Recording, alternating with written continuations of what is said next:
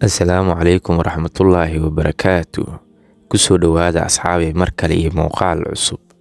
Barafka weyn ee Ruushka hoostiisa, libaax badeedka iyo biyaha qabow waxaa dhex gurguuranaya hubka dunida ugu khatarta badan, ayna ka baqaan dowlado badan oo dunida ka mid ah. Hubka kaliya ee awooda inuu tirtiro kalabar dhulweynaha Mareykanka una bedeli kara dowladaha Yurub dambas biyaha la raaciyo. Dhulka aan ku noolnahayna ka dhigi kara meel uusan aadanaha horay u degin, weliba waqti kooban gudihiis. Wuxuu astaan u yahay burbur iyo halaag, gunjis ay hormariyeen Sofiyeetka, waxaana dhaxlay Ruushkan casriga ah, taasoo ka dhigan inay hantisay gunjiska ugu khatarta badan uguna weyn dunida. Waxayna ku hubeysan tahay hubka waxgumaada ee nuclear-ka, waxayna awood u leedahay inay burburiso dhammaan dowladaha cadowga ah. Waa cabsi weyn oo ka soo jiijiilay biyaha hoostooda. Gunjiska Typhoon ee nuclear-ka maxaa loo dhisay? Intaysa la eg tahay awooddeeda? Maxayse Ruushka ka doonayaan inay u fuliso? Waxaad helaysaa jawaabo argagax leh oo aamusiyay Mareykanka, kana dhigay inay ka baqaan isku dhac hor leh. Dabayaaqadii sanadihii dagaalkii qabooba ee u dhexeeyay Sofiyeetka iyo Mareykanka ayaa Sofiyeetku bilaabeen mashruuc halis badan, waana mashruuca 941 oo lagu dhisay gunjisyo ku hubeysan hubka waxgumaada ee nuclear-ka, huwanna magaca Akola, naatona ay ku magacaabaan Typhoon. Mashruuc khatar badan oo hal ujeeddo kaliya loo hirgeliyay, waana la tartanka gunjisyada Mareykanka ee Hawaii, libaax badeed sida ay ku magacaabaan Ruushka, iyo Typhoon oo ay ku naanaysaan reer galbeedka. Ma aha kaliya gunjis dagaal, balse waa hub argagax leh, iyadoo ay kaga duwan tahay gunjisyada waaweyn. Xajmigeeda ku laba jibaarma, xilli culeyskeedu uu gaarayo ku dhowaad 48 waxaa la isku raacsan yahay inay tahay gunjiska ugu weyn dunida ee nuclear ku hubeysan, halka dhirirka gunjiska uu ka dheer yahay garoon kubadda cagta ah waqti xaadirkan, xilli dhirirkeeda uu gaarayo 170 mitir, halka ballaca uu gaarayo 23 mitir. Waxay awood u leedahay inay xambaarto 20 gantaal oo balaastig ah, weliba nooca R39, iyadoo halkii gantaal uu gaari karo 8300 oo kiiloomitir.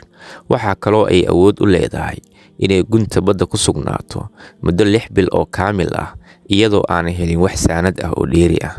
Gunjiska Typhoon wuxuu kaloo awood u leeyahay inuu qaado 200 oo madax oo atomic bomb nuclear ah, iyo gantaalo difaac oo dheeri ah oo ka kooban 10 madax oo meelo fog laga hagi karo, iyo 6 gantaal oo nooca Torbid 5333 mililitir ah, iyo 8 gantaal oo difaacyada cirka ah, kuwaasoo masaafo fog wax ka bartilmaamaysan kara. Waxaa laga sameeyay qaybaha bannaanka ee gunjiska macdan fudud iyo maadada titanium-ka. Qaab dhismeedkeeda ayaa u fududeeyay inay barafka hoos mushaaxdo iyo inay gunta hoose ku jirto waqtiga ugu dheer ee macquulka. Waxay awood u leedahay inay isku qariso barafka dhexdiisa si ay kaga soo rido qunbulad nuclear ah oo dambas ka dhigi kara wadamada ku midoobay gaashaanbuurta NATO, kaasoo sababi kara halaag waqti kooban gudihiisa, iyadoo ujeedada loo dhisay gunjiska uu yahay inuusan waxba ka reebin cadowga.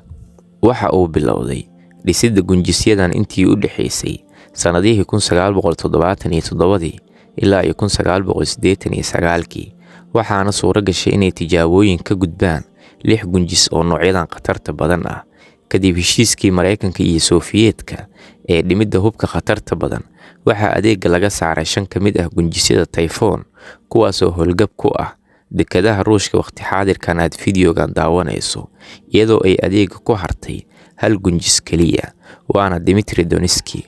Waa tii ugu horreysay ee la dhisay, iyadoo warbixinadu ay tibaaxayaan in gunjiskan uu adeega kusii jiri karo ilaa laga gaaro sanadda 2026, iyadoo Ruushku ay wadaan inay ka gudbaan gunjisyadan khatarta badan si dhammaystiran, si ay booskooda u geliyaan koox cusub oo gunjisyo nuclear ah. Waana guutada Boris ee istaraatiijiga ah sida ay ku tilmaamaan, iyadoo loo dhisayo qaab dhismeed ka duwan kii Sofiyeetka si ay ula jaanqaadaan maraakiibta dagaal ee Ruushka, kuwaas oo doonaya gunjisyo istaraatiiji ah oo ka fudud kuwii hore. Gunjisyada Boris waxaa lagu tiriyaa mid yaryar kana xawaaro dheereeya gunjiska Typhoon.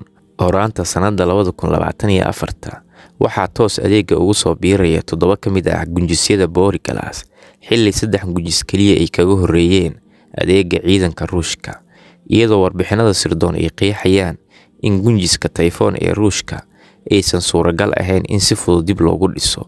Waxay sidoo kale xogaha intaa ku sii darayaan in gunjisyada casriga ah ee nuclear-ka ee dunida waqti xaadirkan laga isticmaalo inaysan awood u lahayn inay wajahaan gunjiska Typhoon ama ay dagaal toos ah kaga adkaadaan.